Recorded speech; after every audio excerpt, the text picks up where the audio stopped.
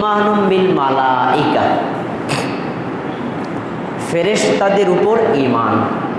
আচ্ছা, মালাইকা এই শব্দটা হলো আরবি, কোরআন এবং হাদিসে একাধিক জায়গায় আল্লাহ ব্যবহার করেছেন, যার এক বচন হলো মালাকুন। মালাক শব্দের অর্থ আমরা যদি কোরআন হাদিস অনুযায়ী করি তাহলে মালাক, আর কিছু না। আর যদি আমরা যে ভাষায় বুঝি সেটা দ্বারা করি তাহলে বলতে হয় ফেরেশতা। অথচ ফেরেশতা উর্দু ফার্সি শব্দ, ফেরেশতা কিন্তু বাংলা শব্দ না, এখন ব্যবহার করতে করতে বাংলা হয়ে গেছে।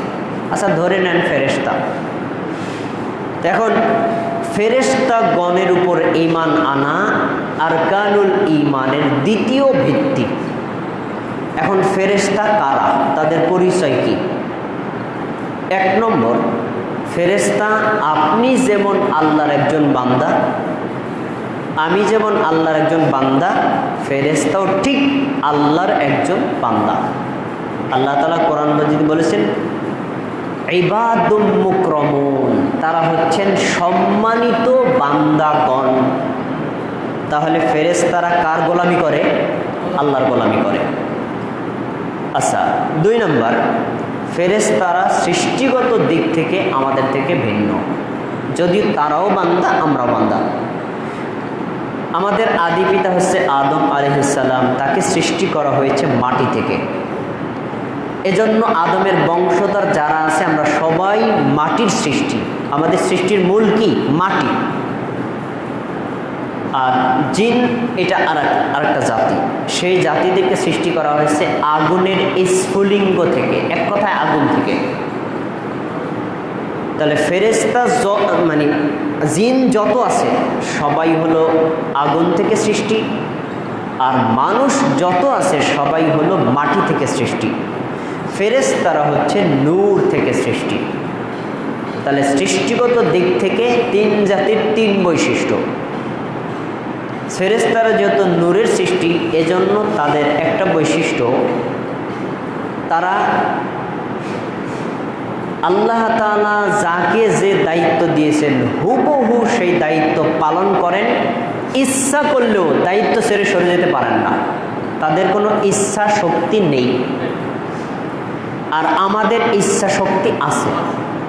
যেমন জুমার সালাত আদায় করা কি ফরজ,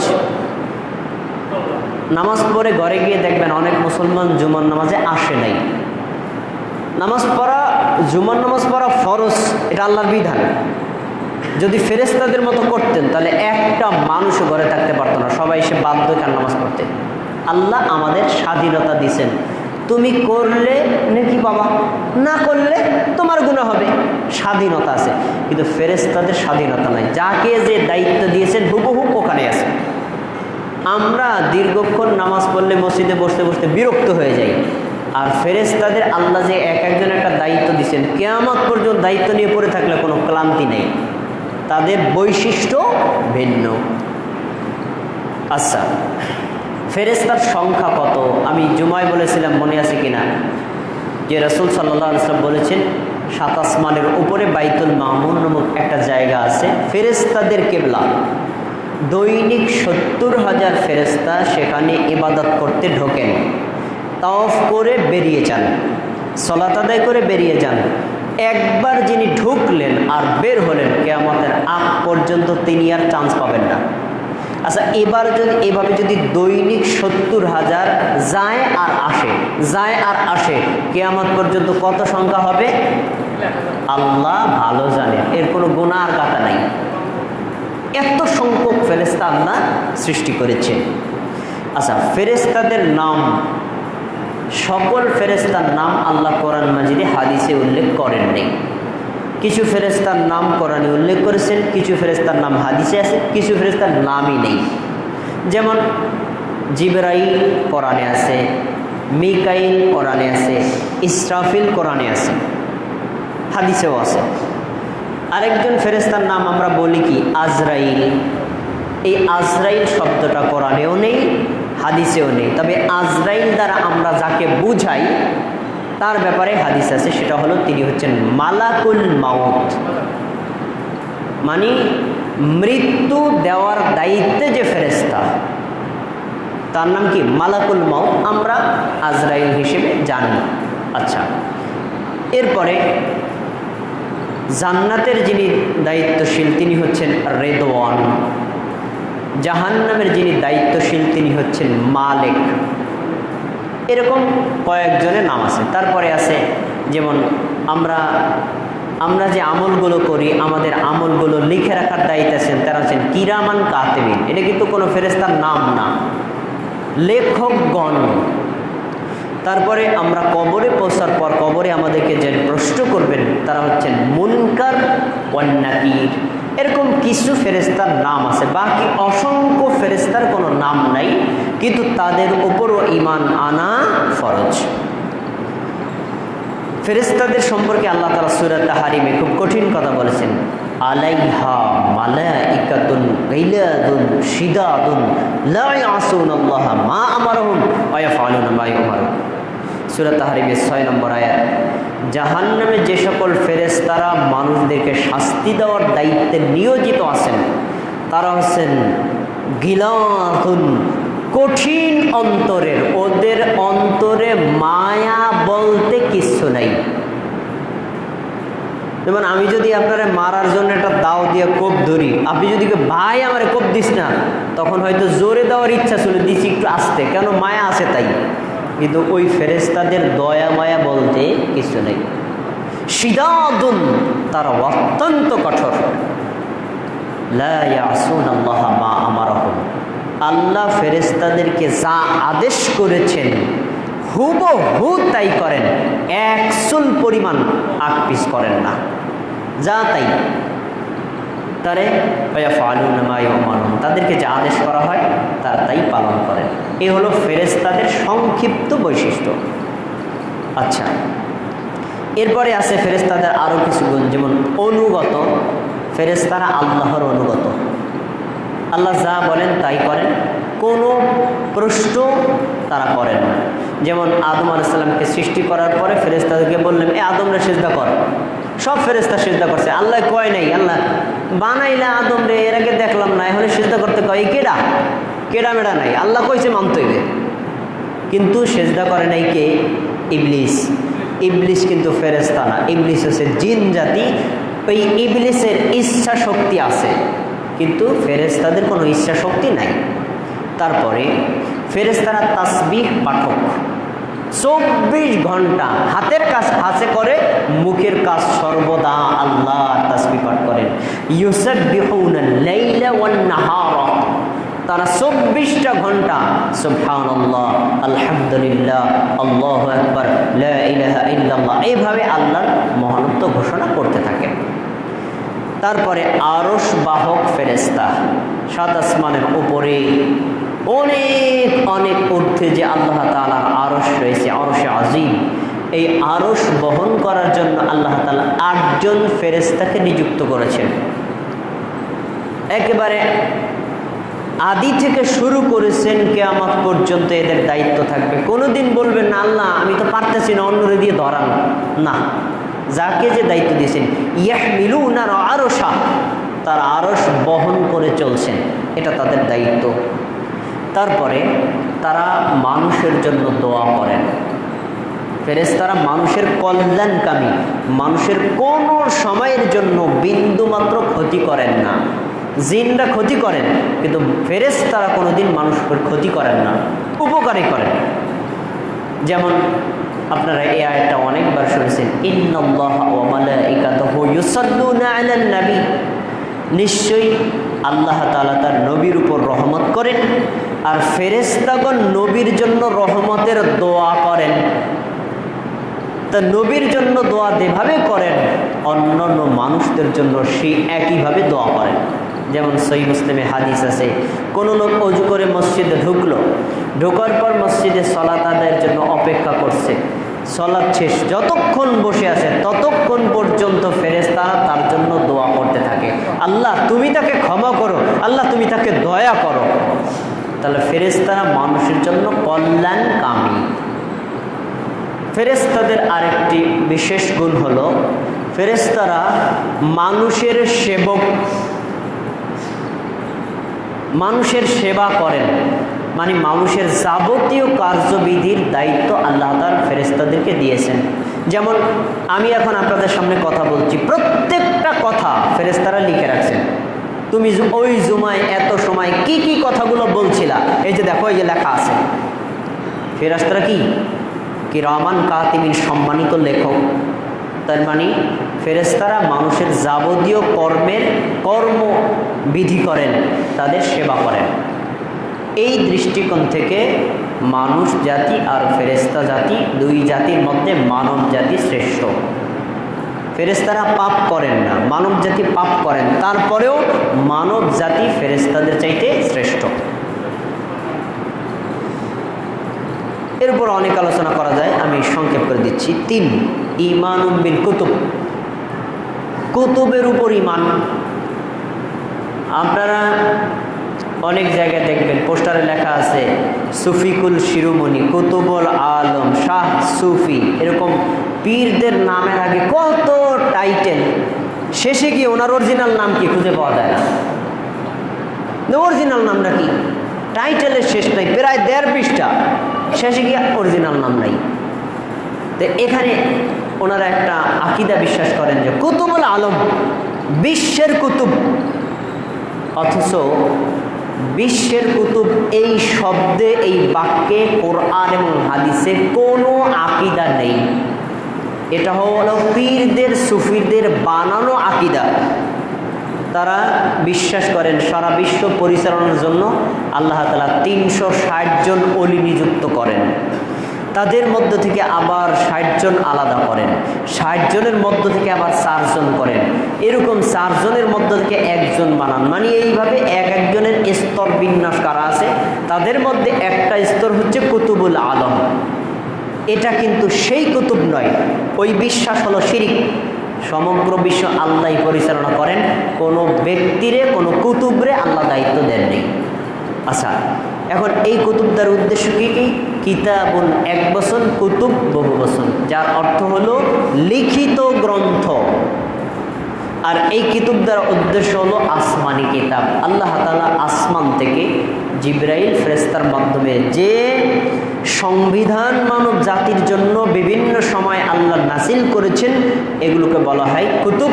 এই কুতুবের উপর ঈমান আনা ফরজ। আমরা শুনে এসেছি মোট আসমানি কিতাব 104খানা, কিন্তু আমি এর পক্ষে সরাসরি কোনো হাদিস পাইনি।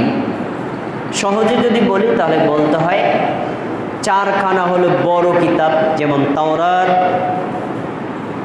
ইনজিল, তারপর হলো জাবুর, আর হলো কোরআন। এই 4টা হলো বড় কিতাব। সরাসরি এই 4টার নাম কোরআনে আছে। তাওরাত আল্লাহ তাআলা নাজিল করেছেন দাউদ আলাইহিস সালামের উপর, আর ইনজিল আল্লাহ তাআলা নাজিল করেছেন ঈসা আলাইহিস সালামের উপর। জাবুর নাজিল করেছিলেন দাউদ আলাইহিস সালামের উপর, তাওরাত নাজিল করেছিলেন মূসা আলাইহিস সালামের উপর, ইনজিল নাজিল করেছিলেন ঈসা আলাইহিস সালামের উপর, আর সরাসরি কোরআন নাজিল হয়েছে আমাদের নবী মুহাম্মদ সাল্লাল্লাহু আলাইহি ওয়াসাল্লামের উপর। এই 4টা হলো বড় কিতাব। এই 4টা ছাড়া রয়েছে অসংখ্য কিতাব, সেগুলোকে এক কথায় বলা হয় সহিফা। যেমন সূরা আলায় আল্লাহ তাআলা বলেছেন, ইন্না হাযা সুহুফিল উলা সুহুফি ইব্রাহিম ওয়া মূসা, নিশ্চয়ই এই কিতাবগুলো, এই কথাগুলো পূর্ববর্তী সহিফায় আছে। কোন কোন সহিফায় আছে? ইব্রাহিমের সহিফায় আছে আর মূসার সহিফায় আছে। তার মানে ইব্রাহিম আলাইহিস সালামকে আল্লাহ তাআলা যে আসমানি কিতাব দিয়েছেন তার নাম আল্লাহ বললেন সহিফা। মূসা আলাইহিস সালামকে আল্লাহ তাআলা যে আসমানি কিতাব দিলেন তার নামও বললেন সহিফা। এর আগেও যত আসমানি কিতাব আল্লাহ নবীদেরকে দিয়েছেন তার নামও আল্লাহ এক কথায় কি বললেন? সহিফা। অনুরূপভাবে আল্লাহ তাআলা ইয়াহইয়া বলেছে, ইয়া ইয়াহইয়া খুযিল কিতাবা বিকুওয়া, ইয়াহইয়া এই কিতাবটা শক্ত করে ধরো। তার মানে ইয়াহইয়া আলাইহিস সালামকে আল্লাহ তাআলা কিতাব দিয়েছিলেন। তাহলে 4টি কিতাব হলো বড়, বাকি সহিফাগুলো অসংখ্য। কতগুলো আল্লাহ ভালো জানেন। এগুলোর উপর ঈমান আনা একজন মুসলিমের ফরজ। আচ্ছা, এরপরে সহিফার ব্যাপারে এবং আসমানি কিতাবের ব্যাপারে একটা সাধারণ ধারণা আপনার থাকা দরকার। যে শরীয়ত ব্যবহারের দিক থেকে নীতি আল্লাহ পরিবর্তন করেন, কিন্তু মূল যে তাওহীদ এটা আল্লাহ কখনো পরিবর্তন করেন না। আমাদের দেশে একটা কমন ভুল ধারণা আছে, ইসলাম ধর্মের প্রচারককে মুহাম্মদ সাল্লাল্লাহু আলাইহি ওয়াসাল্লাম, খ্রিস্টান ধর্মের প্রচারককে ঈসা আলাইহিস সালাম, ইহুদি ধর্মের প্রচারককে মুসা আলাইহিস সালাম। না, আদম আলাইহিস সালাম থেকে শুরু করে মুহাম্মদ সাল্লাল্লাহু আলাইহি ওয়াসাল্লাম পর্যন্ত যত নবী আর যত রসুল এসেছিলেন সবাই ছিলেন মুসলিম, আর সবাই একটা ধর্ম প্রচার করেছেন, আর সেই ধর্মের নাম ইসলাম। আল্লাহর নিকটে ধর্ম একটাই, মানুষ তার নিজস্ব মন গড়াভাবে অনেক ধর্ম বানাইছে। আল্লাহর ধর্ম কয়টা? একটাই। তাহলে ধর্ম যেহেতু এক, সুতরাং তাওহীদের বাণী আদম আলাইহিস সালামের যেমন, মুহাম্মদ সাল্লাল্লাহু আলাইহি ওয়াসাল্লামের তেমন, ঈসা আলাইহিস সালামের তেমন, মুসা আলাইহিস সালামের তেমন, এই মূল কথাটা একই, কিন্তু শরীয়ত পরিবর্তন হয়েছে। কিভাবে? আদম আলাইহিস সালামের জমানায় 2টা করে সন্তান জন্ম নিত, একটা ছেলে একটা মেয়ে। পরে আবার 2টা ছেলে মেয়ে জন্ম নিত। তো নীতি ছিল কি, বড় আগে যে ছেলে জন্ম নিল, পরে যে মেয়ে জন্ম নিল তার সাথে বিয়ে পড়াই দাও। পরে আবার মেয়ে জন্ম নিলে আগে যে ছেলে জন্ম নিল তাদের সাথে বিয়ে পড়াই দাও। মানে একসাথে যারা আসছে তাদের বিয়ে হবে না, আগে পরে। আচ্ছা আচ্ছা ভাই, আগে পরে করুক, কিন্তু তারা ভাই বোন কিনা? ভাই বোনই তো। কিন্তু ভাই বোনের মাধ্যমে বিয়ে সেই সময় জায়েজ ছিল, ওটাই ছিল সেই সময়ের শরীয়ত। মুহাম্মদ সাল্লাল্লাহু আলাইহি ওয়াসাল্লামের শরীয়ত আমি আমার বোনকে বিয়ে করতে পারবো না। তাহলে শরীয়তের রূপ পরিবর্তন হয়েছে, কিন্তু আদম আলাইহিস সালামও যেই আল্লাহর ইবাদত করতে বলেছেন, মুহাম্মদ সাল্লাল্লাহু আলাইহি ওয়াসাল্লাম ঠিক একই আল্লাহর ইবাদত করতে বলেছেন। এজন্য এই দিক থেকে আসমানি কিতাবের একটা কমন বিষয় হলো, আগের যে নবীকে আল্লাহ তাআলা যে কিতাব দিয়েছেন সেই কিতাবের শরীয়ত আছে, ওই শরীয়তের কিছুটা পরবর্তী কিতাব আল্লাহ পরিবর্তন করেছেন, কিন্তু মূল তাওহীদ সব এক। এটাকে বলা হয় নাসিখ মানসুখ। ঠিক নাসিখ মানসুখের একটা বাস্তব দৃষ্টান্ত হলো আল কোরআন। পূর্ববর্তী যত সহিফা আছে, জাবুর, তাওরাত, ইনজিল, সবগুলো কিতাবের মূল কথাগুলো আল্লাহ কোরআনে নিয়ে এসেছেন। যেগুলো দরকার নেই, অপ্রয়োজনীয়, সেগুলো আল্লাহ কোরআন থেকে বাদ দিয়েছেন। এই জন্য কোরআন হলো মানব জাতির জন্য চূড়ান্ত সংবিধান। কিয়ামত পর্যন্ত এই একটা সংবিধানই থাকবে, এটার আর কোনো পরিবর্তন হবে না। তাই আল্লাহ তাআলা কোরআনের শুরুতে বলেছেন, লা রাইবা ফি যালিকাল কিতাব, এটা এমন একটা কিতাব যাতে বিন্দুমাত্র কোনো সন্দেহ নেই। এই কিতাব এর বৈশিষ্ট্য, কোরআনের উপর আমরা কিভাবে ঈমান আনব, কোরআনটা কিভাবে আমল করব, এর উপর আবার আলাদা আলাদা অনেক খুতবা দেওয়া যায়।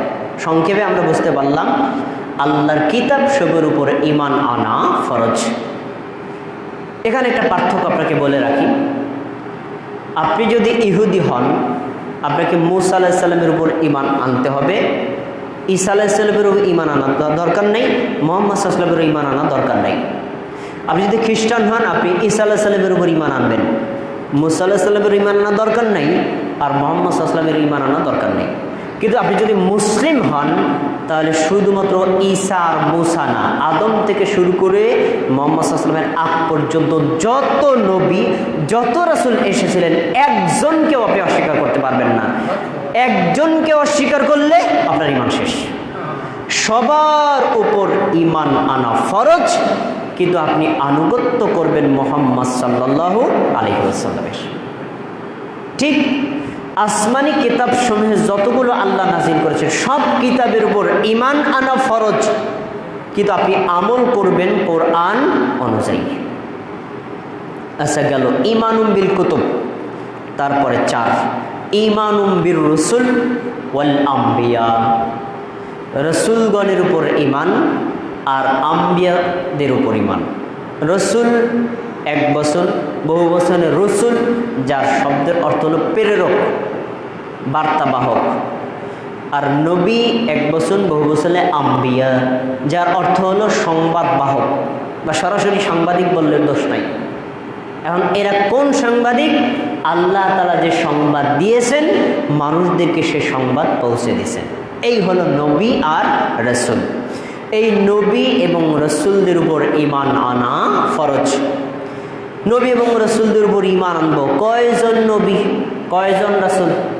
আমরা শুনে এসেছি অনেক ওয়াজে আলেমগণ বলেন 1,00,000 অথবা 2,24,000 পয়গম্বর। এবার বলতে শুনেছেন না আপনারা?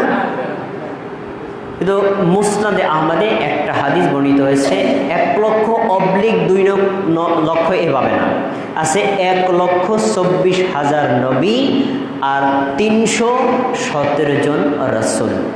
কিন্তু এই হাদিসটার সনদ মারাত্মক দুর্বল, মানে এটা দিয়ে কোনো আকীদা প্রতিষ্ঠিত করা যায় না। এজন্য আমরা একেবারে সহজে বলবো অসংখ্য নবী আর অসংখ্য রাসূল। কতজন আল্লাহ ভালো জানেন, জানি না, কিন্তু আমরা জানি অথবা না জানি সবার উপর আমরা ঈমান আনলাম। এর মধ্য থেকে কোরআন মাজিদে আল্লাহ তাআলা 25 জন নবীর নাম এনেছেন। এই 25 জন বাদ দিয়ে আরো 3 জন ব্যক্তির নাম এনেছেন, কিন্তু তারা নবী না রাসূল কিছুই বলেন নাই। যেমন উজায়ের, লোকমান, এদের নাম এনেছেন, কিন্তু তারা নবী না রাসূল এ বিষয়ে কোনো বর্ণনা পাওয়া যায় না। তাহলে এদের ব্যাপারে আমরা স্থগিত, নবীও হতে পারেন অথবা আল্লাহর একজন প্রিয় বান্দাও হতে পারেন। বাকি 25 জন সবাই নবী, কিন্তু সকল নবীদের ঘটনা সব আল্লাহ উল্লেখ করেন নাই। কারো কারো শুধু নাম উল্লেখ করছেন শেষ, কারো কারো ঘটনা উল্লেখ করেছেন। বেশি ঘটনা পাওয়া যায় মূসা আলাইহিস সালামের, বেশি ঘটনা পাওয়া যায় আদম আলাইহিস সালামের, বেশি ঘটনা পাওয়া যায় ঈসা আলাইহিস সালামের। আরও কিছু নারীদের নাম আছে, যেমন মারিয়ামের নাম, আসিয়া, তার সম্পর্কে উল্লেখ করা যায়। নাম নেই কিন্তু তার বিবরণ আছে। তারা কি নবী রাসূল? উত্তর না, তারা রাসূল নন, কিন্তু তারা ছিলেন আল্লাহর প্রিয় বান্দি। এদের উপর ঈমান আনা আমাদের কি ফরজ। আচ্ছা, এখন এই নবী এবং রাসূলদের নাম সম্পর্কে বললাম, পরিচয় সংক্ষেপে বললাম। এরপরে এরা সবাই মানুষ, কেউ ফেরেশতাও না, কেউ জিনও না, সবাই মানুষ, এটা বিশ্বাস করা ফরজ। এবং যত নবী এবং রাসূল এসেছিলেন সবাই ছিলেন চিরন্তন সত্যবাদী, কেউ কখনো মিথ্যা কথা বলতেন না। তারপরে এরা যত এবং নবী রাসূল এসেছিলেন, আদম আলাইহিস সালাম তিনি ব্যতীত তারপর থেকে যত নবী এবং রাসূল এসেছিলেন সবাই ছিলেন মাজলুম। মাজলুম মানে যাদের উপর জুলুম করা হয়েছে।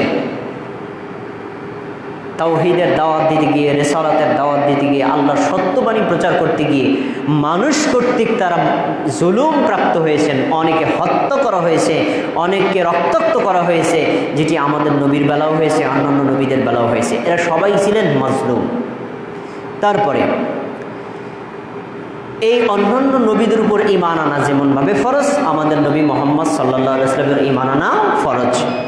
মুহাম্মদ সাল্লাল্লাহু আলাইহি ওয়াসাল্লামের উপর ঈমান আপনি কেন আনবেন? এই জন্য আনবেন, আপনি কালেমায়ে শাহাদাত পড়ার সময় বলেছিলেন আশহাদু আল্লা ইলাহা ইল্লাল্লাহ ওয়া আন্না মুহাম্মাদার রাসূলুল্লাহ।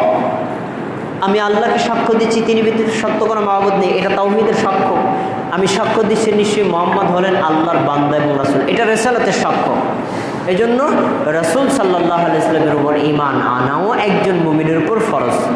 এখন রাসূলের উপর ঈমান আপনি কীভাবে আনবেন? তার এক একটা স্তর, যেমন তাকে বিশ্বাস করা, তারপরে তার আনুগত্য করা, তার আনুগত্য না করলে জাহান্নামে যেতে হবে সে কথা বিশ্বাস করা, কেউ যদি তাকে অস্বীকার করে তাহলে তার পরিণতি কি সেটার উপর বিশ্বাস করা। এরকম রাসূলের উপর ঈমানের অনেকগুলো স্তর আছে, এক একটা খুতবায় তা আলোচনা করা যায়, সংক্ষেপে বললাম আর কি। এ বিষয়ে দুটো আয়াত আপনাদেরকে শোনাই। সূরা নিসা 136 নম্বর আয়াত আল্লাহ তাআলা বলছেন, ইয়া আইয়ুহাল্লাযীনা আমানু, হে মুমিনগণ, আমিনু বিল্লাহ, তোমরা আল্লাহর উপর ঈমান আনো, ওয়া রাসূলিহি, এবং তার রাসূলের উপর ঈমান আনো। এই রাসূলকে আমাদের নবী মুহাম্মদ সাল্লাল্লাহু আলাইহি ওয়াসাল্লাম। তাহলে নবীর উপর ঈমান আনতে আদেশ করেছেন স্বয়ং আল্লাহ। তারপরে সূরা আলে ইমরান 31 নম্বর আয়াতে আল্লাহ তাআলা বলেন, কুল ইন কুনতুম তুহিব্বুনাল্লাহ, যদি তোমরা আল্লাহকে ভালোবাসো, ফাত্তাবিউনি, তাহলে তোমরা আমার আনুগত্য করো। আমার মানে নবী মুহাম্মদ সাল্লাল্লাহু আলাইহি ওয়াসাল্লামের। তাহলে নবীর উপর ঈমান আনা যেমন ফরজ, নবীর আনুগত্য করা, অনুসরণ করা, অনুকরণ করা ঠিক একই রকম ফরজ। আচ্ছা, 5 নম্বর আরকানুল ইমানের 5 নম্বর স্তর হলো ঈমানুম বিল আখিরাহ, পরকালের উপর ঈমান। পরকাল শুরু হয় কি দিয়ে? মৃত্যু দিয়ে, আর শেষ হবে জান্নাত দিয়ে। তবে এই জান্নাত দিয়ে শেষ হবে বলতে পরকাল শেষ না, আপনার মানে জান্নাতে যাওয়ার আগ পর্যন্ত যতগুলো ঘাঁটি ছিল ঘাঁটিগুলো শেষ, কিন্তু জান্নাতে গেলে আপনি অনন্ত অসীম কাল থাকবেন, জাহান্নামে গেলে অনন্ত অসীম কাল থাকবেন। এই পরকালটা শুরু হয় মৃত্যু দিয়ে। এজন্য ঈমানুম বিল আখিরার উপর কয়টা বিষয় জড়িত দেখেন। 1, মৃত্যুর উপর ঈমান আনা। 2, কবরের উপর ঈমান আনা। 3, কিয়ামতের উপর ঈমান আনা। 4, পুনরায় জীবিত হতে হবে তার উপর ঈমান আনা। 5, হিসাব দেওয়ার উপর ঈমান আনা। আমরা যত আমল দুনিয়াতে করলাম প্রত্যেকটা আমলের, ভালো হোক খারাপ হোক, আল্লাহর কাছে হিসাব দিতে হবে। হিসাব দেওয়ার পরে নেক আমলের জাযা মানে পুরস্কার গ্রহণ করা, আর অন্যায় কর্মের শাস্তি বহন করা, এর উপর ঈমান আনা। তারপরে মিজান, আপনি আমি যে আমলগুলো করলাম আল্লাহ তাআলা মিজানে ওজন করবেন, এই মিজানের উপর ঈমান আনা। তারপরে সিরাত, জান্নাতে যাওয়ার আগে আল্লাহ তাআলা একটা পুল বানিয়েছেন, যেটাকে আমরা বলি পুল সিরাত, একটা সেতু বানিয়েছেন। ওই সেতুর উপর দিয়ে আরোহণ করে যেতে হবে, এই সেতুর উপর ঈমান আনা। তারপরে জান্নাতে প্রবেশ করার পর জান্নাতে গেলে যে আপনি আল্লাহকে দেখতে পাবেন তার উপর ঈমান আনা। এরপরে জান্নাতে যাওয়ার আগে রাসূল সাল্লাল্লাহু আলাইহি ওয়াসাল্লাম মুমিনদেরকে কাউসারের পানি পান করাবেন, এই কাউসারের উপর ঈমান আনা। তারপরে হলো শাফাআত, নবী সাল্লাল্লাহু আলাইহি ওয়াসাল্লাম সহ অন্যান্য নবীগণ যে শাফাআত সুপারিশ করবেন তার উপর ঈমান আনা। শুধু শাফাআতের উপর 3টা খুতবা দিয়েছি, তাহলে বোঝেন প্রত্যেকটা বিষয় কত বিস্তারিত। এরপরে জান্নাতের উপর ঈমান আনা, জাহান্নামের উপর ঈমান আনা, এই বিষয়গুলোর উপর ঈমান আনা একজন মুমিনের উপর ফরজ। একটা বিষয়ও সন্দেহ করতে পারবেন না। একটা উদাহরণ, সন্দেহটা কিভাবে জন্ম নেয় আপনারা ফেসবুক ইউটিউবে দেখতে পাবেন, অমুক এলাকায় কবরের আযাব সরাসরি দেখা গেছে, অমুক এলাকায় মানুষ মাটি দিতে গিয়ে আর মানুষ মাটি দিতে পারে না, কবরে ধাউ ধাউ করে আগুন জ্বলছে। আপনি ভিডিও দেখলেন তো যদি বিশ্বাস করছেন ওরে আল্লাহ দেখছে কবরে আগুন জ্বলে গেছে, এই কথাগুলো একেবারে পুরোটাই মিথ্যা, কম্পিউটার দিয়ে বানানো ভিডিও। কারণ এই পৃথিবীর মধ্যে সবচেয়ে নিকৃষ্ট পাপিষ্ঠ লোকটারে আপনি কবর দেন। হাদিসে কি দেওয়া আছে? কবর দেওয়া শেষ, 40 কদম হেঁটে গেলেই ব্যাস ফেরেশতা এসে বসায় প্রশ্ন করায়, প্রশ্নের পর তারপরে হয় তার জন্য জান্নাতের বিছানা বিছিয়ে দেওয়া হয়, আর নাহলে শাস্তি শুরু করা হয়। আচ্ছা ভালো কথা, 40 কদম যাওয়ার পর কবরটা খনন করেন, দেখবেন লোক লাশটা ওইভাবেই আছে। কি সত্য না মিথ্যা? অনেক মানুষ ময়না তদন্তের জন্য লাশ কবর থেকে তোলে না, দেখবে যেভাবে আছে সেভাবেই, বেশি দিন পর উঠাইলে হয়তো পুষে যায়। তখন হাদিসগুলোরে কি করবেন আপনি? বলবেন হাদিসগুলো ভুয়া, দূর। 40 কদম পরে পরে বসায়, কই 40 কদমের পরে মাটি খোঁড়ার পর দেখা যায় লোকটা শোয়াই আছে, তাহলে হাদিস মিথ্যা। উত্তর, আপনার অজ্ঞতা। হাদিস সত্য, বিষয়টা হলো এমন, মৃত্যুর পর কবর থেকে শুরু করে জান্নাত জাহান্নাম পর্যন্ত যত কাজ, সব কাজগুলো আমাদের চোখের আড়ালে আল্লাহ রেখেছেন। আমার চোখের সামনে হবে, দেখব না। আপনি বলবেন এটা বিশ্বাস করি না, দেখেন একটা বাস্তব প্রমাণ। আমার হাতে একটা ডিম, আচ্ছা, আর ডিমটা হাতে নিয়ে যদি আপনারা বলি ভাই ডিমের মধ্যে বাচ্চা আছে, বের করেন তো, ভাঙ্গেন, বাচ্চা পাবেন? খুঁজলে পাবেন কি? বিজলের মতো সাদা একটা অংশ আর একটা হলো কুসুম, এই তো। বাচ্চা গেল কোথায়? এই ডিমটার 21 দিন তা দেন, কি বের হয়? কথা বলেন, কি বের হয়? কোথায়? বাচ্চা, আমরা বাচ্চা একটু আগে বাচ্চা ছিল না, হারাইলো কোথা থেকে? ভাঙ্গার পরে দেখলেন কুসুম, বাচ্চা আসলো কোথা থেকে? বাচ্চা ছিল, কিন্তু আপনার চোখে আল্লাহ দেখার সুযোগ দেন। এটা বাস্তব প্রমাণ। ঠিক একই অবস্থা, কবরে শাস্তি শান্তি সবটাই হয়, কিন্তু আল্লাহ আপনার আমার চোখের অন্তরালে রেখেছেন, এজন্য দেখা যায় না। সুতরাং কবরের আযাব সত্য, কবরের শান্তিও সত্য, কিন্তু মানুষ চোখে দেখতে পারবে না। এজন্য যত ভিডিও দেখেন কবরের ওই জায়গায় আযাব দেখা গেছে, সব বানানো কথা, দেখা যাবে না। কিন্তু ঘটনা ঘটছে বাস্তব আপনার আমার চোখের অন্তরালে। এজন্য এই জগৎটাকে বলা হয় ইয়াউমুল বারজাক, অন্তরালের জগৎ, আপনি দেখতে পারবেন না। আচ্ছা, তারপরে আসুন ঈমানুম বিল কদর খায়রিহি ওয়া শাররিহি, তাকদীরের উপর ঈমান। এটাই আরকানুল ঈমানের 6 নম্বর অংশ। তাকদীরের দুটো পার্ট, একটা হলো ভালো আর একটা হলো খারাপ। খারাপ মানে আল্লাহ খারাপ বানিয়েছেন বিষয়টা এমন না, মানে আপনি করেছেন খারাপ আমলের জন্য খারাপ। আচ্ছা, তাহলে ভালো আর খারাপ দুটো দিকের উপর ঈমান আনা একজন মুমিনের উপর ফরজ। মানে আপনি দুনিয়াতে যদি 60 বছর বেঁচে থাকেন, আপনার দ্বারা কিছু খারাপ কাজ হতে পারে, আপনার দ্বারা কিছু ভালো কাজ হতে পারে, আবার আপনার উপর শান্তিও আসতে পারে, আপনার উপর শাস্তিও আসতে পারে, বিপদও আসতে পারে। উভয়টাই তাকদীর, বিশ্বাস করা কি ফরজ। এখানে একটা ভুল বিশ্বাস। আমাদের দেশের অনেকে বাউল সঙ্গীতরা গান গাওয়ার সময় বলে, যেমনি নাচাও তেমনি নাচি, পুতুলের কি দোষ। তার মানে আমি এই জায়গায় দাঁড়িয়ে আজকে এত তারিখ এই সময়ে খুতবা দিব, আল্লাহ তাআলা তাকদীরে লিখে রেখেছেন তাই আমি খুতবা দিচ্ছি। ঠিক ধরেন আর তো 10 বছর পরে আমি এই জায়গায় খুতবা দিব না, সেই সময় চুরি করতেছি, আল্লাহ লিখে রেখেছেন তাই চুরি করছি, দোষ আমার কি? অনেকে তাকদীরের দোহাই দিয়ে কথা বলে, ভাই চুরি করলাম আমার দোষ কি? আল্লাহ করাইছে। ভাই ডাকাতি করছি আমার দোষ কি? আল্লাহ করাইছে। আল্লাহ করাইলো কেমনি? আল্লাহ না সৃষ্টির 50,000 বছর আগে তাকদীর লিখে রাখছে, লিখছে তো সেখানেই তো আল্লাহ লিখে রাখছে আমি চুরি করবো, তো আমি চুরি করছি, দোষটা কি আমার নেই, আল্লাহ। তাকদীরের বিশ্বাসের ত্রুটি থাকার কারণে এই কথা। বিষয়টা ভালো করে বুঝেন। আপনি চুরি করবেন আল্লাহ আগে জানেন তাই লিখে রেখেছেন, আল্লাহ লিখে রেখেছেন তাই আপনি চুরি করছেন, এটা না। আবার বোঝেন, আমি এখানে এই সময় খুতবা দিব তাই আল্লাহ লিখে রেখেছেন, এজন্য আমি করছি, কিন্তু আল্লাহ লিখে রেখেছেন এজন্য আমি এখানে খুতবা দিতে বাধ্য, বিষয়টা এমন না। মানে আল্লাহ হোসেন আলিমুল গায়ব, তিনি অতীতের খবরও জানেন যেমন, বর্তমান খবর জানেন তেমন, ভবিষ্যতে যা ঘটবেন তাও জানেন একই রকম। মানে আল্লাহর কাছে প্রেজেন্ট, পাস্ট আর ফিউচার বলতে কিছুই নেই, সব এক। আপনার আমার কাছে ডিস্টেন্স আছে। দেখুন আল্লাহ অতীত জানেন যেমন, বর্তমান জানেন তেমন, ভবিষ্যতে জানবেন তেমন। এখন শহীদুল ইসলাম শহীদ, তার এত বছর বয়সে সে এখানে এই কাজটা করবে, আল্লাহ জানেন তাই লিখে রেখেছেন। আল্লাহ লিখছেন এজন্য আমি করতে বাধ্য নই। তার মানে কর্মের দোষ আপনার নিজের, আল্লাহর না। মানেন না? আরেকটা উদাহরণ ধরেন, আমি এই যে গেল কুরবানিতে সুমন ভাই আমার কল দিয়েছিল, ভাই আপনি কি না, যে দীপু ভাই আমার কল দিয়েছিল, ভাই গরু জবাই করার জন্য ছুরি কেমনি বানাইছেন? না ভাই আমি তো ছুরি বানাই নাই। আচ্ছা যদি ছুরি পাইতে আপনারা বলবেন, আইসেন জবাই দিয়ে যান, ভালো কথা।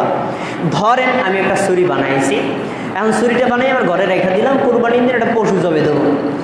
এই ছুরিটা আমার ছেলে নিয়ে একজনের গায়ে একটা কোপ দিছে, কোপ দিয়ে রক্ত বের করছে বলছে। এখন সেই লোকটা আমার কাছে, তোমার ছেলে আমার ছেলের কোপ দিছে, দেখো রক্ত বের করছে। তখন আমি বলবো কি, ভাই আমারও কোনো দোষ নেই, আমার ছেলেরও কোনো দোষ নেই, দোষটা কার? দোষ ভাই কামারের, উনি বানাইছে গা। ভাই এই দোষটা দিয়ে কি আমি এড়াই যেতে পারবো? এই দোষ দিয়ে এড়ানো যাবে? কামারের দোষ। একটু ভালো করে উদাহরণটা কেন আনলাম?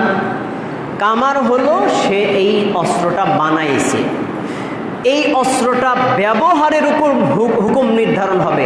যদি আপনি ভালো কাজে ব্যবহার করেন প্রশংসা পাবেন আপনি, খারাপ কাজে ব্যবহার করেন নিন্দিত হবেন আপনি। কামারের কোনো দোষ নাই। ভালো কাজ সৃষ্টি করেছেন আল্লাহ, খারাপ কাজ সৃষ্টি করেছেন আল্লাহ। আপনি ভালো কাজ করবেন না খারাপ কাজ করবেন সিদ্ধান্ত আপনার। আপনি যদি ভালো কাজ করেন পুরস্কৃত হবেন, খারাপ কাজ করেন আপনি শাস্তি পাবেন। এই খারাপ কাজ সৃষ্টি করার জন্য আল্লাহর কোনো দোষ নেই। এটা হলো তাকদীরের আকীদা।